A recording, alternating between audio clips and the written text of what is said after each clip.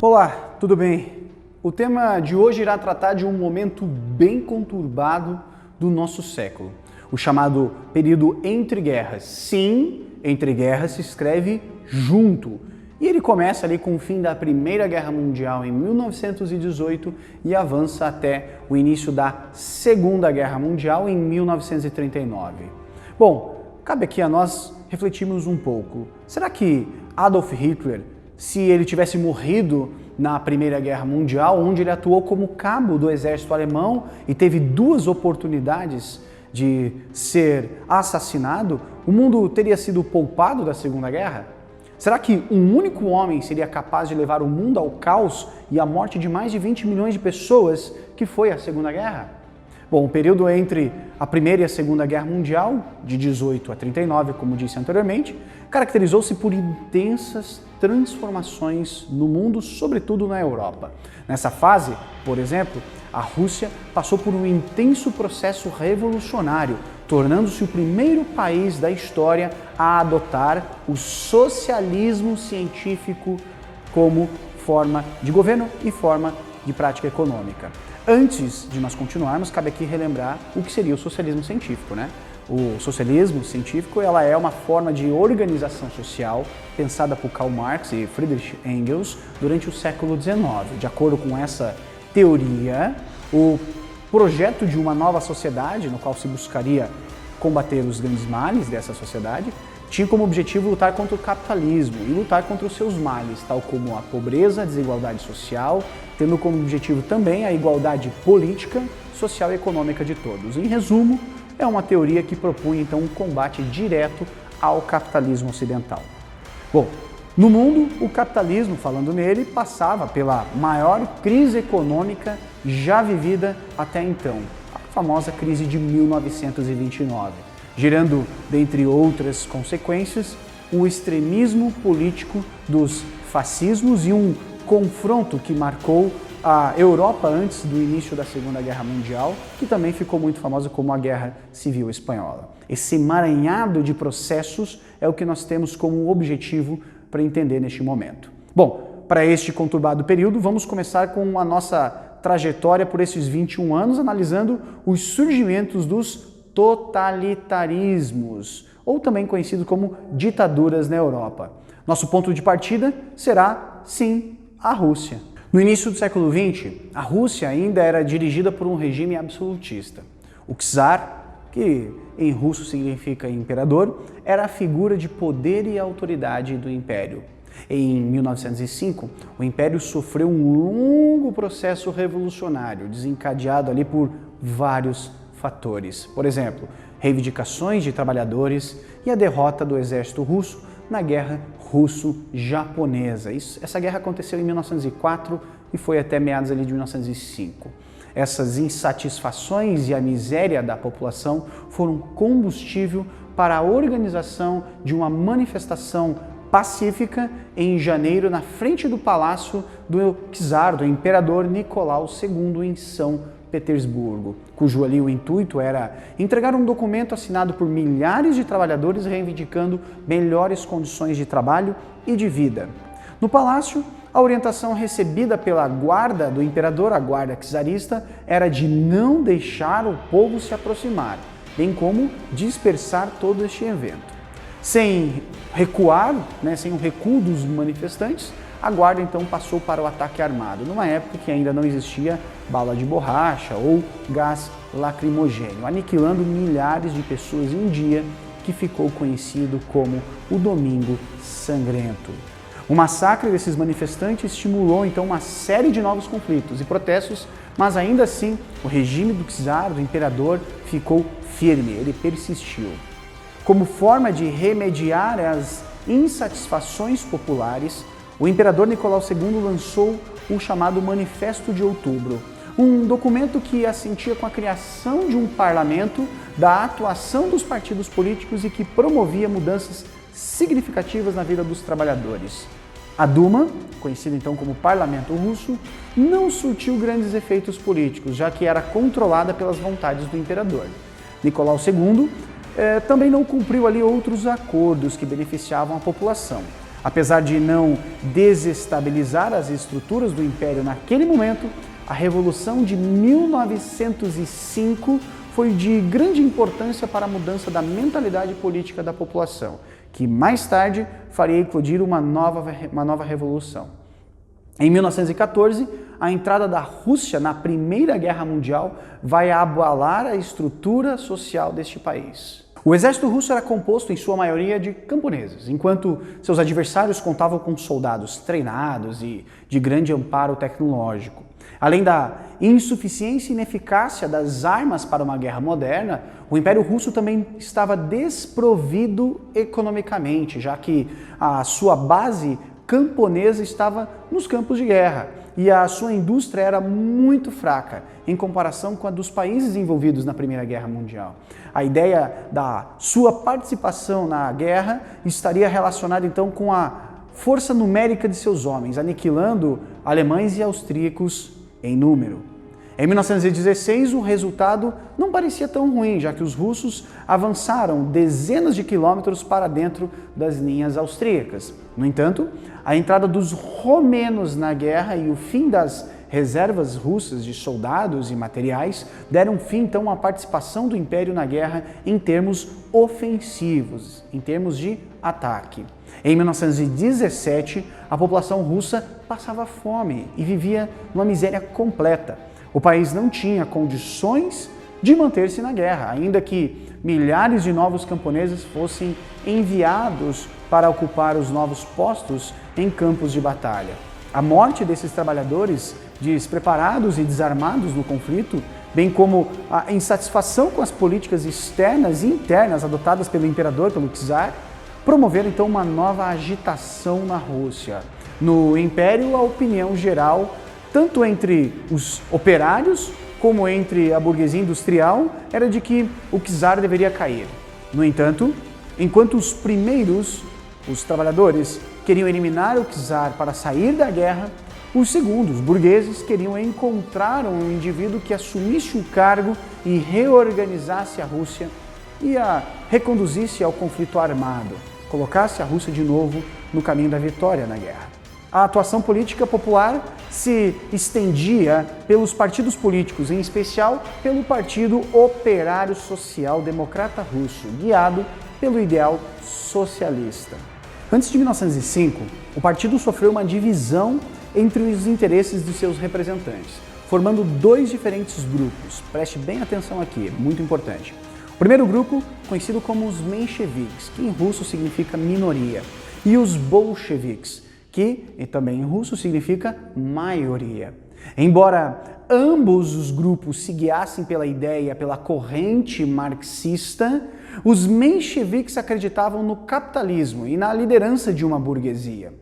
Os bolcheviques, por sua vez, acreditavam numa liderança operária e camponesa. Perceba que nós temos aqui uma divisão de vertentes socialistas. No início de 1917, as insatisfações com os gastos e a miséria provocada pela participação da Rússia na Primeira Guerra Mundial deram origem, então, à famosa Revolução de Fevereiro. A manifestação teve uma semana de duração e um amplo apoio popular, obrigando, então, o czar, o imperador Nicolau II, a abdicar. Num regime provisório, o cargo de liderança do país foi ocupado pelo menchevique Georgy Lvov. O novo governo prometeu reformas através da formação de uma Assembleia Constituinte. Os soviets, comitês de operários e soldados, que foram banidos logo após a Revolução de 1905, voltaram a campo político. Grave aqui este nome, os soviets. Em abril, o líder bolchevique, ou seja, da ala mais à esquerda do partido, Lenin, ele voltou do exílio da Alemanha e vai lançar as suas teses de abril. É bom lembrar aqui que Lenin estava exilado desde 1905 na Alemanha e o próprio governo alemão incentivou o retorno de Lenin para a instauração desta revolução lá na Rússia. A Alemanha enxergava nisso uma possibilidade de vencer o fronte oriental contra os russos, promovendo uma revolução interna no seu inimigo, a Rússia. Essas teses era um documento que listava, então, voltando a falar das teses de Abril de Lenin, era um documento que listava 3 caminhos imediatos que deveriam ser seguidos pela Rússia. A paz, que promovia então a saída do país na Primeira Guerra Mundial, atendendo aos interesses alemães, as terras, políticas de reforma agrária e o pão, que basicamente era o fim da miséria do povo. Em junho, várias manifestações bolcheviques vão surgir em várias cidades russas, enquanto o país passava por uma nova operação ofensiva contra os alemães, facilmente detidos. Os alemães venceram várias batalhas subsequentes aí contra os russos. Estas novas derrotas causou então a queda do governo provisório de Lvov. E Kerensky, outro personagem que aparece aqui, vai assumir o governo de primeiro-ministro. Kerensky logo teve que enfrentar uma tentativa de golpe restaurador orquestrada por um personagem que era a favor então do imperador, do czar Nicolau II, o Sr. Kornilov, chefe das Forças Armadas. Bom, ele estava isolado politicamente, o nosso amigo Kerensky, criticado ferozmente pelos seus aliados bolcheviques, além de estar desacreditado por toda a burguesia russa, a classe dona das fábricas russa. Em outubro, os bolcheviques agiram então livremente em São Petrogrado, uma cidade importante russa, minando o poder e a autoridade de Kerensky. Em 25 de outubro, ao se iniciar o Congresso Pan-Russo dos Soviets, eles derrubaram esse primeiro-ministro, também temporário, e assumiram o poder na capital. Esse novo poder ele se organizou com a formação do Conselho de Comissários do Povo. Com Lenin na presidência, defendeu-se então uma ideologia socialista com medidas mais radicais para enfrentar a crise, como o cessar-fogo na Primeira Guerra, promover a reforma agrária e dar fim a toda a propriedade privada, e incentivar então a autogestão nas fábricas e reorganizar a política como um partido único, entre outras medidas. A posição de Lenin e seu grupo não era muito sólida, já que controlavam efetivamente apenas a capital e os seus arredores. Surgiram movimentos imperadores pró-czaristas e antirrevolucionários por todo o território. Ambos os movimentos, tanto pró-imperador quanto anti-revolução, eles estavam dispostos a expulsar os bolcheviques do poder. Em 1918, deu-se início então um conflito civil, uma guerra civil, entre os exércitos operários e camponeses bolcheviques, dessa ala mais à esquerda, mais radical, de Lenin, conhecida como o Exército Vermelho, e todos os seus opositores nacionalistas, conhecido então como os brancos, o Exército Branco. Ao mesmo tempo, algumas nacionalidades, como os ucranianos, os finlandeses, se desvincularam e se desconectaram do Império Russo. Aproveitando então essa crise russa, eles buscaram se aproximar dos interesses ingleses e americanos, para tentar intervir ali na fronteira da região e impedir o avanço do socialismo. No campo internacional, na área internacional, Lenin e seu ministro de guerra, um cara muito famoso com uma série um tanto quanto diferente no Netflix, conhecida como Leon Trotsky, ele tentava barganhar condições favoráveis com os alemães, já que a guerra civil se alastrava dentro da Rússia e os postos da Primeira Guerra não poderiam ser mantidos. Repare bem, a Rússia entrava numa guerra interna e se mantinha numa guerra externa, ou seja, estava numa guerra civil e ainda tinha que aguentar o fronte contra os alemães na Primeira Guerra Mundial. Em fevereiro de 1918, soldados alemães avançaram dentro do território russo, por trem, e todos eles embarcados, pois não havia mais soldados inimigos contrários aos alemães. Não restou outra alternativa aos russos senão assinar um tratado de derrota, um tratado conhecido como Tratado de Brest-Litovsk, em março de 1918, pelo qual a Rússia arcava com as penalizações pela sua saída da guerra. Em março de 1918, a situação dentro da Rússia era desesperadora. No campo econômico, na área econômica, foi implantado o chamado comunismo de guerra, com requisições forçadas de gêneros alimentícios, preste atenção, e o confisco sem indenização de todas as grandes propriedades de terra e indústrias, ou seja, o governo tomou todas as terras e todas as indústrias da população. Os camponeses concordavam com as requisições, pois enquanto os bolcheviques queriam a sua produção, os brancos prometiam tomar as suas terras. Em 1920, a guerra civil estava ganha já pelos bolcheviques socialistas, mas a um preço muito alto. No plano territorial, foram perdidos territórios para a Romênia, além da separação da Polônia, Finlândia, Letônia, Estônia e Lituânia. Em 1922 foi proclamada finalmente a fundação então da União das Repúblicas Socialistas Soviéticas, URSS, ou popularmente conhecida como União Soviética. Com a união das repúblicas sobre um único regime, o regime socialista. A partir daí, consolidava-se então a ditadura do Estado soviético.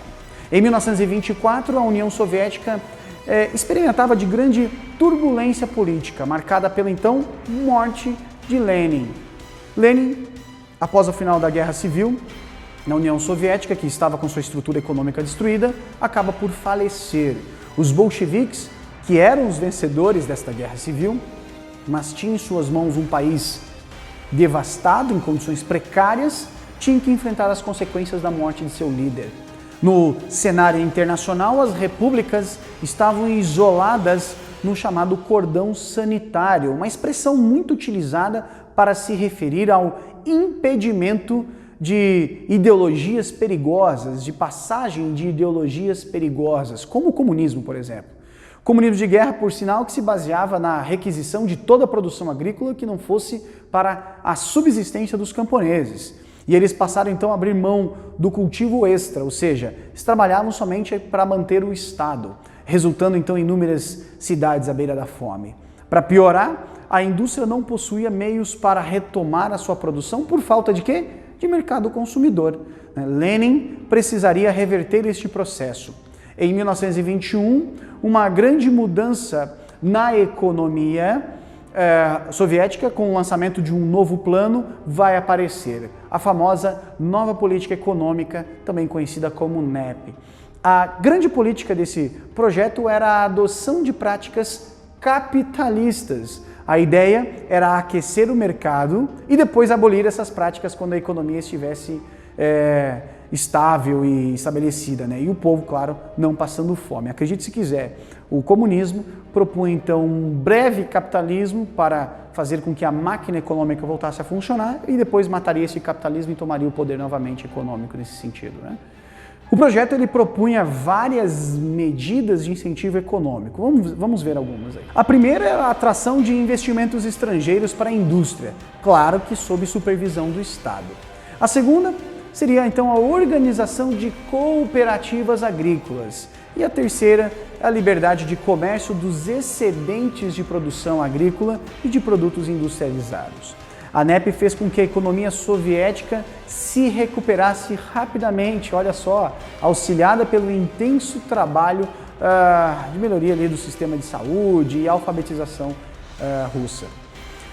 A morte de Lenin, como citado anteriormente, em 1924, teve um grande impacto nesse processo revolucionário.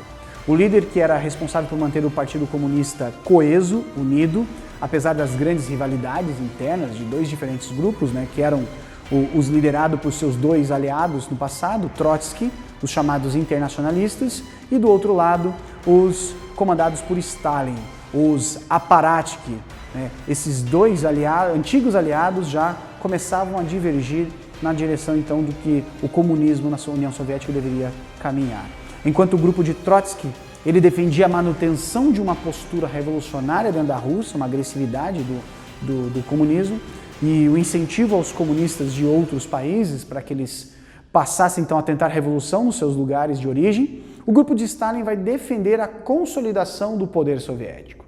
Então repare, enquanto um queria avançar com a revolução, Trotsky, Stalin pretendia consolidar o poder na União Soviética, que ainda aparecia instável. A morte de Lenin vai estabelecer então ali um período conhecido como período troico, ou a fase troika, composta então por Stalin, Zinoviev e Kamenev ali no poder, né? Trotsky e todos os aliados dele foram expulsos deste centro de poder e posteriormente Stalin, Joseph Stalin, com controle sobre a estrutura do partido em si, vai também afastar os seus aliados, Zinoviev e Kamenev, esses caras mesmo que o apoiaram contra Trotsky. Então repare, Stalin ele junta um grupo de pessoas para romper com a ala adversária dentro do partido. Depois que vence, ele elimina também os seus aliados de partido, de grupo de partido, né? E em 1925, Joseph Stalin já vai ter então o controle total sobre o país. Trotsky vai ser expulso do partido em 27 e vai sair da União Soviética, fugido então em 1929.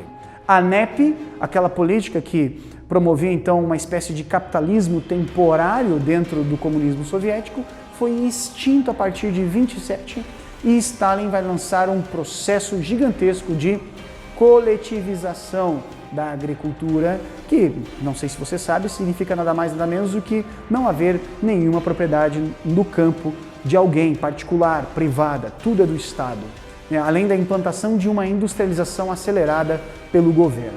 Os planos quinquenais, ou seja, aqueles planos de 5 anos, estabeleciam metas mínimas de produção por setor econômico. O primeiro plano foi lançado em 1928. Os setores que não alcançassem essa meta seriam duramente penalizados pelo governo. Essa nova política ela vai permitir um impressionante salto industrial na Rússia. A geração de energia elétrica passou entre 1920 e 1940 de 2 bilhões para 50 bilhões de quilowatts-hora. A produção de aço, por exemplo, vai crescer de 4 para 18 milhões de toneladas e a produção de calçados, por exemplo, de 60 para 211 milhões de pares por ano. A população urbana soviética cresceu de 15 para 50% do total dessa população. Na área agrícola, no plano agrícola, Stalin vai estabelecer 2 tipos de propriedade. Em russo, as famosas kolkhoze e sovkhoze. A kolkhoze nada mais era do que uma cooperativa na qual então os camponeses não eram proprietários da terra, eles não eram donos da terra, mas eles eram donos da produção. E o sovkhoze era uma propriedade socializada, onde tudo pertencia ao Estado.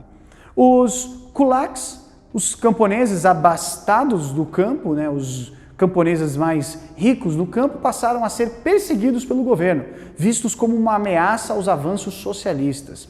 Vale lembrar aqui que a implantação de todas essas mudanças foi feita de forma completamente violenta pelo governo de Stalin. Assim, aos poucos, o líder consolidava o seu poder absoluto com a concentração de poderes em suas mãos. Stalin, então, também vai enfrentar uma grave hostilidade geral. Em 1929, por exemplo, como você viu, o primeiro plano quinquenal possibilitou um grande salto na produção industrial, mas com um custo altíssimo.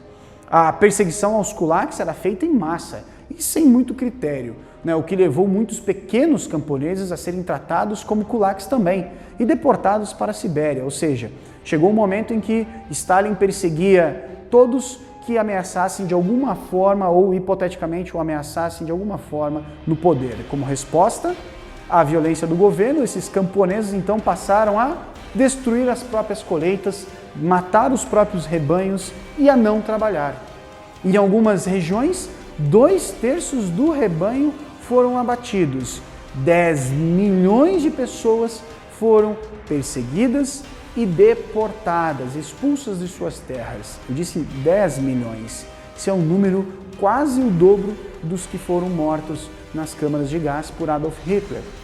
Com grandes metas industriais, como dobrar essa produção do ferro e carvão e quintuplicar a energia elétrica, os seus recursos necessários seriam imensos, Não vai tardar então para que os operários tivessem os seus salários arrochados como forma de solucionar essa questão. Bom, à custa de muitos mortos e de um imenso sofrimento para a população soviética, a Rússia então se transformou numa potência industrial.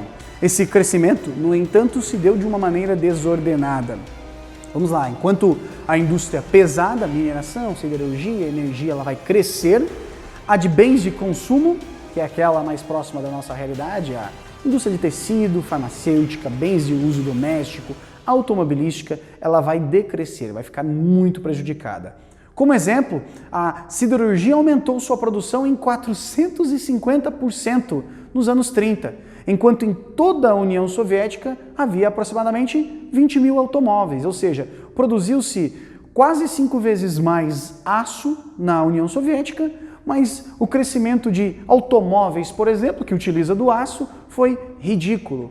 No início dos anos 30, Stalin também deu início a uma dura perseguição de todos os opositores políticos, em especial a membros do seu próprio partido.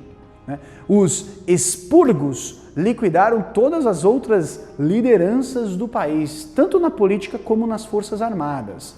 Em 1934, o assassinato de Kirov, um importante membro da oposição a Stalin, possivelmente ordenado aí pelo próprio Stalin, encomendou a sua morte ali no caso, foi usado então como um atentado de Estado. Kirov era membro de um comitê central do partido, um comitê importante, e vai desencadear uma série de novas execuções. Os julgamentos não permitiam direito de defesa dos acusados e a sentença era cumprida quase que imediatamente, sem direito à apelação. Foram os chamados processos de Moscou, nome dado então a esse violento ato de perseguição. Os antigos membros do partido da época da Revolução eram os principais alvos. Entre os executados estavam ali a maioria absoluta dos membros das instâncias de poder político, até mesmo aliados de Stalin. No exército, 90% dos oficiais de alta patente, coronéis, generais, etc., foram fuzilados. Assim, em 1939, às vésperas da Segunda Guerra Mundial, Stalin era o governante absoluto da União Soviética. Bom, vimos até aqui nessa primeira parte, então, dos surgimentos dos movimentos totalitários dos anos 20 e 30, no período conhecido como Entre Guerras, a famosa Revolução Russa e todo o surgimento do socialismo/comunismo no mundo como forma de governo. No próximo vídeo nós vamos ver o oposto, o outro lado. Nós vamos para a América e ver a maior crise que o capitalismo vai enfrentar até então. Beleza? Até a próxima!